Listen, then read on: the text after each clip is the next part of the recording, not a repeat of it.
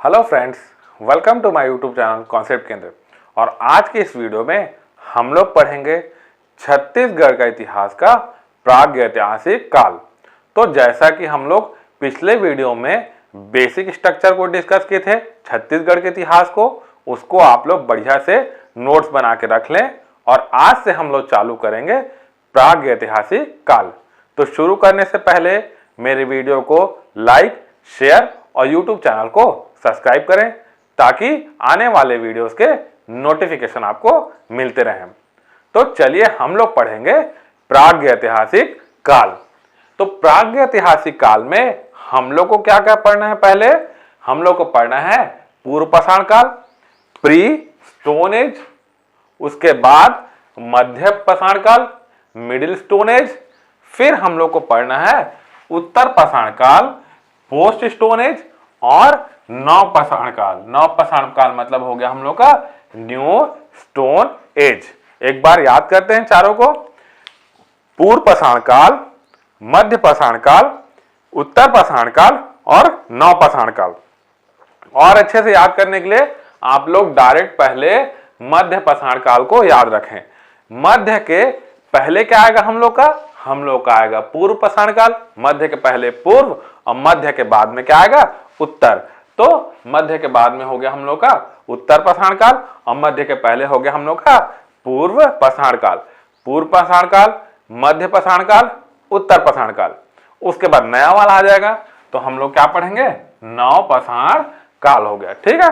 अब चलिए हम लोग देखते हैं कि इस काल में क्या क्या तथ्य हम लोग को मिले हैं, कौन कौन से स्थान से। ठीक है। तो पहला हम लोग देखेंगे सिंघनपुर की गुफा।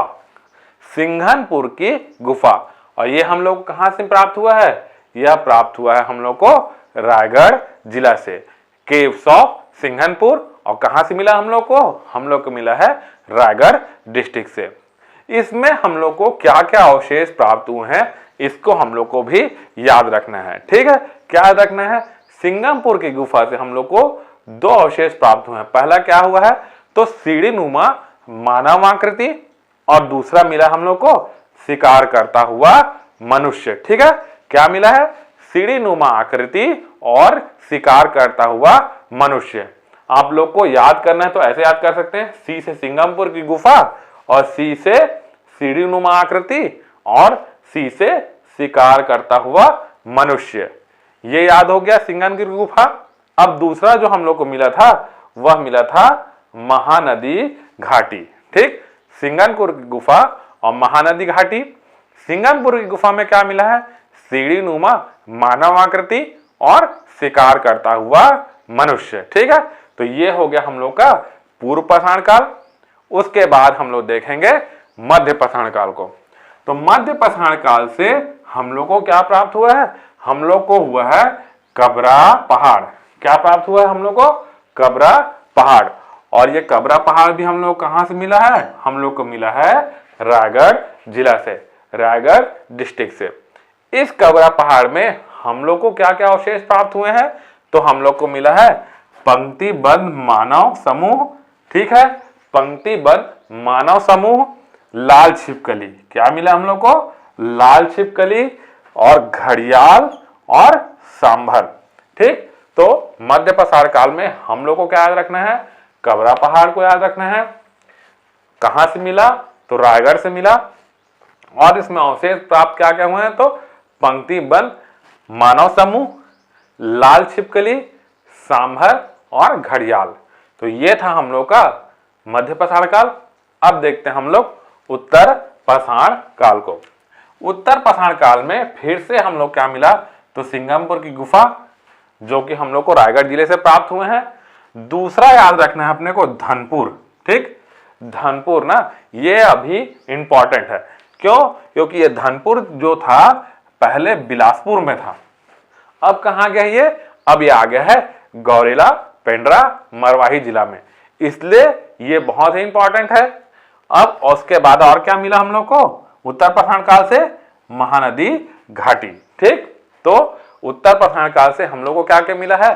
सिंघनपुर एक गुफा मिला है, धनपुर हो गया। धनपुर पहले बिलासपुर में था, अब कहां आ गया है? गौरेला पेंड्रा मरवाही जिले में आ गया है। और तीसरा हम लोग को मिला है महानदी घाटी। तो 3 हो गए, पूर्व पाषाण काल, मध्य पाषाण काल, उत्तर पाषाण काल। अब देखते हैं हम लोग नव पाषाण काल को। नव पाषाण काल से हम लोग को क्या क्या मिला? हम लोग को मिला है अर्जुनी। अर्जुनी जो कि कौन से जिला में हम लोग के? दुर्ग जिला में है, दुर्ग डिस्ट्रिक्ट में है। उसके बाद टेरम। टेरम टेरम हम लोग को कहां से मिला है? तो हम लोग को मिला है रायगढ़ से, ठीक, रायगढ़ जिला में है। और फिर उसके बाद चित्वा डोगरी और बोंटिल। चित्वा डोगरी और बोंटिल ये दोनों कहां से मिले हम लोग को? हम लोग को मिले हैं राजनांदगांव जिला से।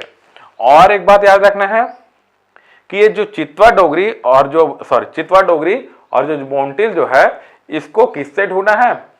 भगवान सिंह और रामेंद्र नाथ मिश्र ने। किसने ढूंढा है इसको? रामेंद्र नाथ मिश्र और भगवान सिंह ने ये दोनों को ढूंढा है, चित्वा डोगरी और बोंटिल को। और ये दोनों भी हम लोग कहां से मिले हैं? हम लोग को राजनांदगांव जिले से मिले हैं। तो ये थे पूर्व पाषाण काल, मध्य पाषाण काल, नव पाषाण काल और उत्तर पाषाण काल। ये चारों हो गए। इसके बाद हम लोग और देखते हैं कि और कौन कौन से विशेष तथ्य हम लोग को प्राप्त हुए हैं प्रागैतिहासिक काल से।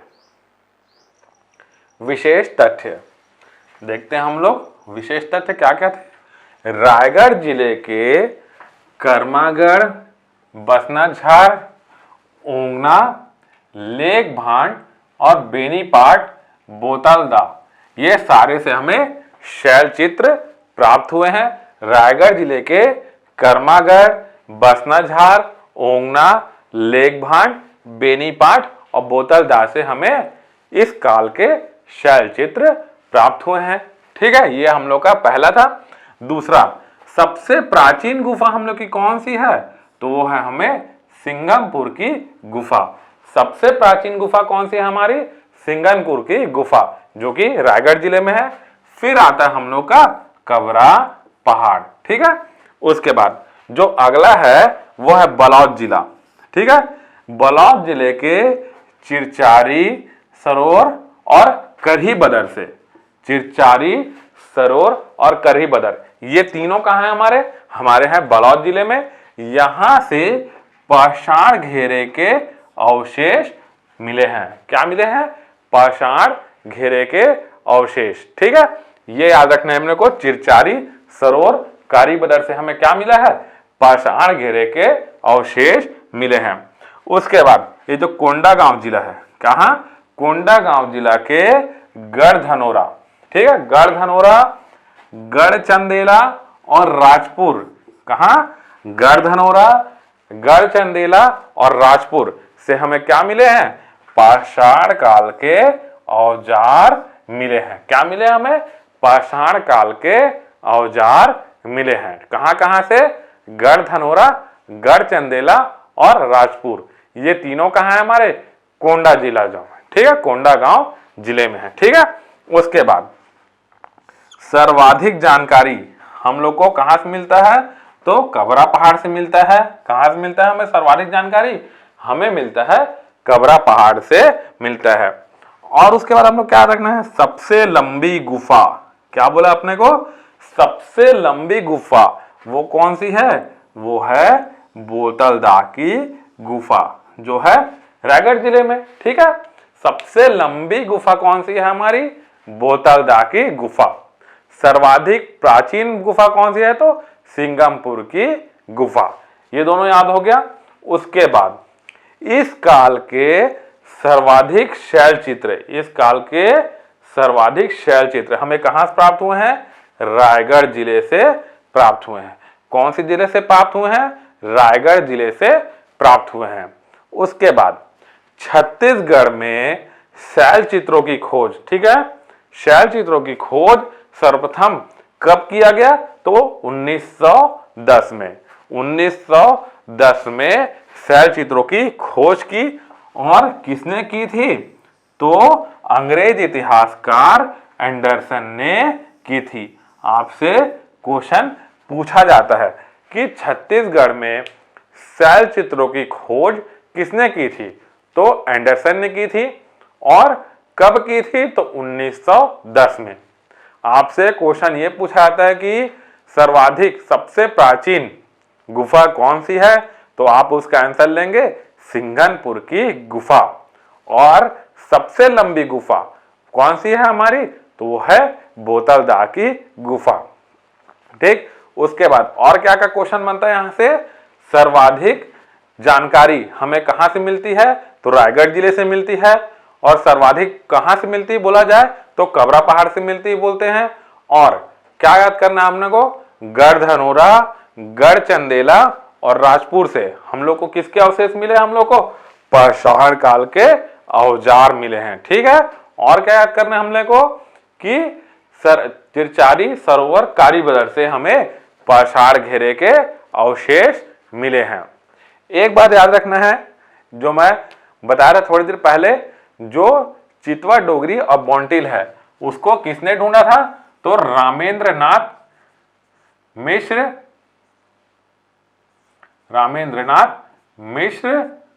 और भगवान सिंह ने उसे ढूंढा था। ठीक है, रामेंद्रनाथ मिश्र और भगवान सिंह ने। आपसे क्वेश्चन पूछा जाता है कि चितवा डोगरी और बॉन्टिल की खोज किसने की थी? तो उसको ढूंढा था रामेंद्रनाथ मिश्र और भगवान सिंह ने। तो दोस्तों, ये था छत्तीसगढ़ का इतिहास का प्रागैतिहासिक काल। अगले वीडियो में हम लोग रामायण काल को देखेंगे छत्तीसगढ़ का। तो अगर ये वीडियो मेरा आपको पसंद आया हो तो प्लीज लाइक, शेयर और यूट्यूब चैनल को सब्सक्राइब करें, ताकि आने वाले वीडियोस के नोटिफिकेशन आपको मिलते रहे। Thank you.